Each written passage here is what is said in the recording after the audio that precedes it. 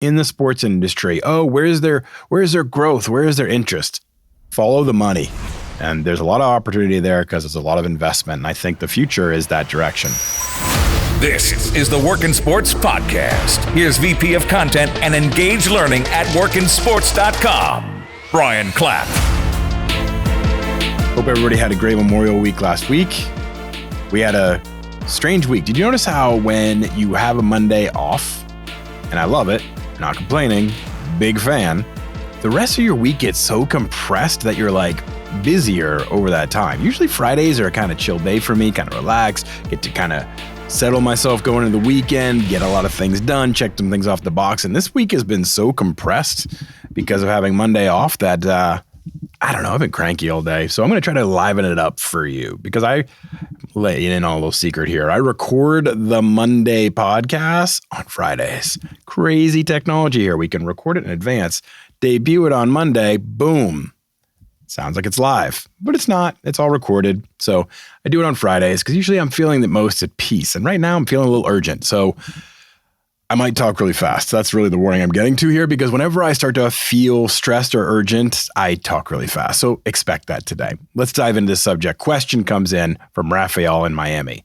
As you all know, if you've been listening for a long time on this show, you ask the questions for the Monday episodes. I just answer them. So you can email me if you want your question asked. bclapp@workinsports.com, CLAPP, that's 2 P's. That's one way you can get in touch with me. You can connect with me on LinkedIn. You can message me there. I had people do that. Matter of fact, Raphael, he messaged me through LinkedIn.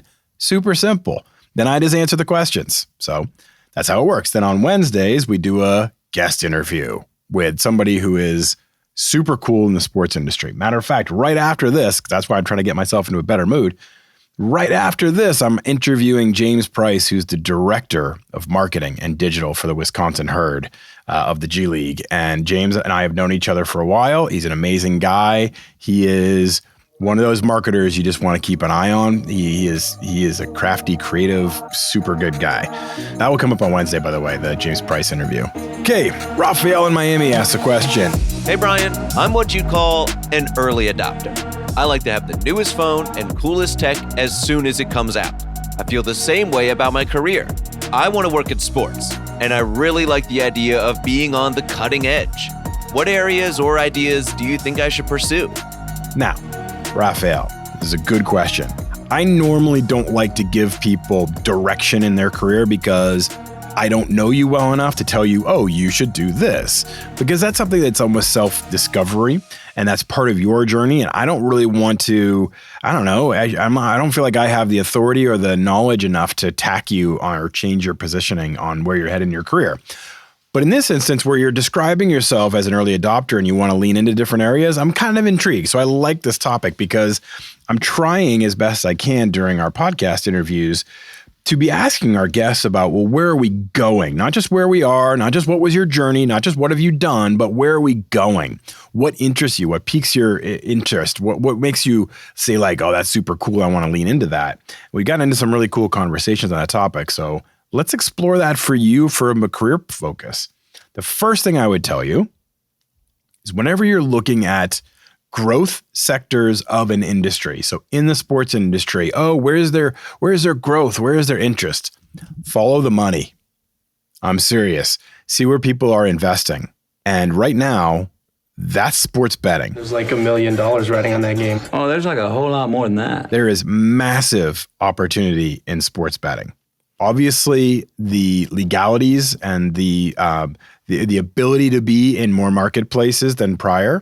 Not only is that kind of a blockage gotten out of the way, it's now legal in 30 states and it's growing all the time. I mean, it used to be just Vegas and Atlantic City, and now it's pretty much anywhere. It's 30 out of 50 states. So that's one big thing. But look at all the money that's being thrust into it. Every brand, whether it's MGM or it's PointsBet USA or it's any of the other players, whether the digital, the daily fantasy side of DraftKings and FanDuel, they're pouring so much money into their marketing efforts, into their talent acquisition efforts. And I mean that not only behind the scenes, but also on camera. They're buying up names and influencers to be part of their brand. I mean, Jamie Foxx, Drew Brees, like you see all these guys everywhere pushing the sports betting. What do you want from your sportsbook? You want to make every game interesting? Step one, open the BetMGM Sportsbook. That means that there's the marketplace is saying there is great opportunity here for money coming in. So we're going to put money up front. And whenever that's happening, that's where the greatest innovation is happening. Whenever you see that kind of influx of money, that usually means innovation is what they're expecting. And in a competitive marketplace like the sports betting world is right now, every one of those brands that I just started to list off are thinking, how do we differentiate ourselves? How do we stand out from the pack? What do we do a little bit different? What's our brand story? And when that is happening, they're all trying to be innovative and unique and different. So if you want to be on the cutting edge, sports betting is a major place you can be. And I'm telling you, you can be in it. And it doesn't have to be like, oh, I'm the one coming up with the products that make it innovative and cutting edge. You can just be involved in a very forward-thinking organization. And some of the opportunities that we're seeing in sports betting, digital marketing, communications, reporting, on-air talent, you see a lot of that. Product development, software development, customer service. Every facet of this industry is still in a very baby, infantile form. So it's growing. There's opportunity for growth there. You get in early with some of these companies. They grow, you grow with them. It's pretty cool, right? These opportunities are really growing and out there. Well, I'll tell you what I know. It's the dumbest bet I ever heard of. I disagree. The next one, I would say, the next industry or part or section of the industry that you could really focus in on, I referenced a little bit when I was talking there about sports betting, but is in the digital marketing sphere. So marketing as a whole. Marketing in a general sense, you'd think getting audience attention, and that can be PR, that can be brand, that can be email campaigns, that can be social media. But really what I'm talking about is the cutting edge digital marketing. There's so much push going on right now, again, to be innovative and different and to stand out. And the channels continue to change. So, social is obviously a really big channel, but then we start to look at AI. You start to look at opportunities in name, image, and likeness. You start to look at NFTs, and you start to see these as branding opportunities and other ways to grow. And that's pushing this market. You look at the web changes and the metaverse and all these other opportunities to continue growing in this field.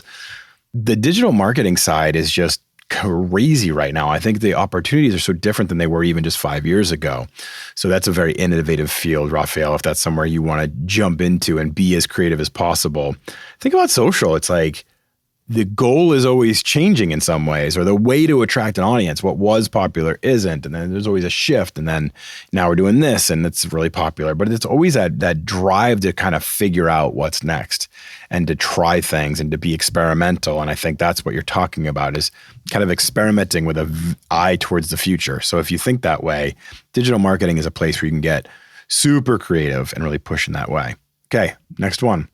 The tech, the fitness apps, the third-party, technology that works with a lot of teams and companies and organizations.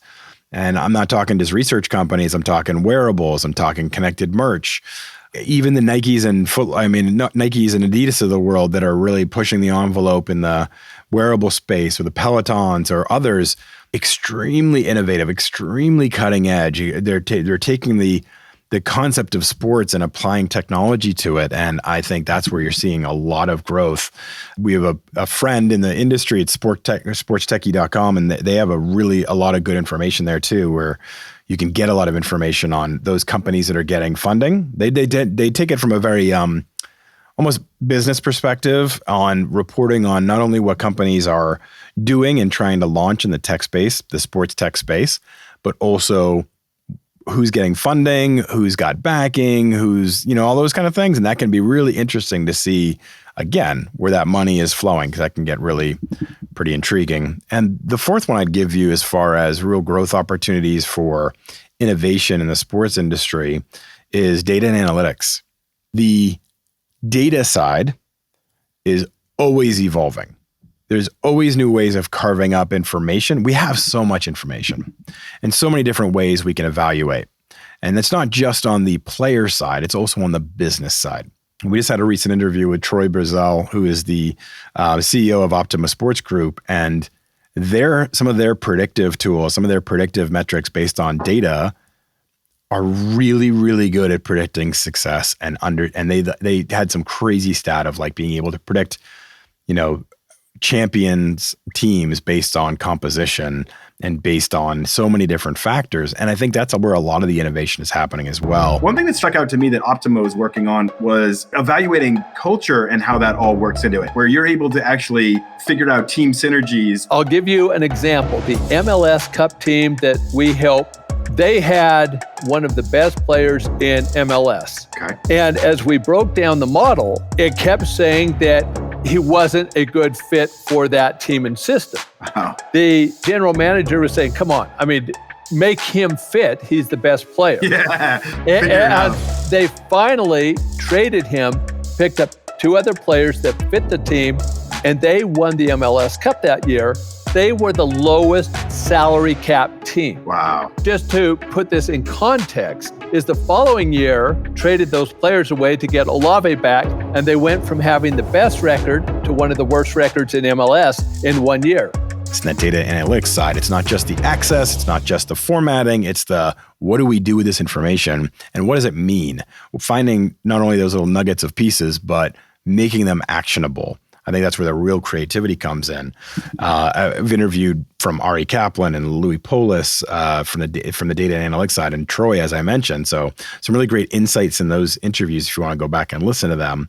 Those are definitely 4 segments that I would look at and say, if you're looking to be on the innovative, on the cutting edge side, on the really forward-leaning part of the sports industry, Raphael, those are really good places to look. And there's a lot of opportunity there because there's a lot of investment. And I think the future is that direction.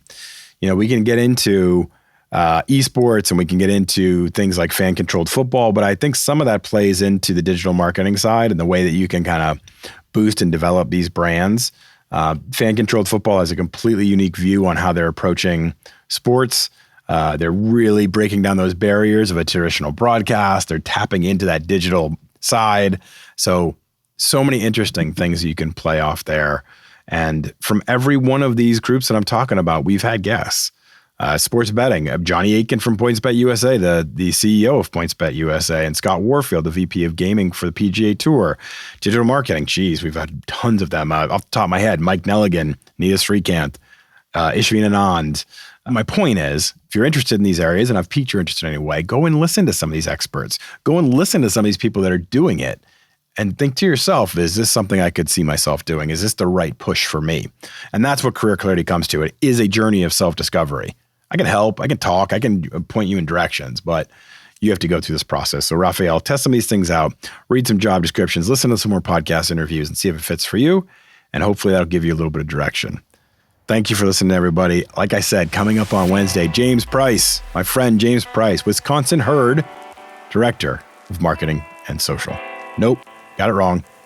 James Price, Wisconsin Herd, Director of Marketing and Digital, not Social. All right, everybody, have a great day. Thank you for listening. Please rate, review, and subscribe. It's important to us to stay high in the rankings for podcasts so that others can find this show, learn from it, grow from it, and we can continue to supply you with great guests. So thanks for listening, everybody. We'll see you on Wednesday.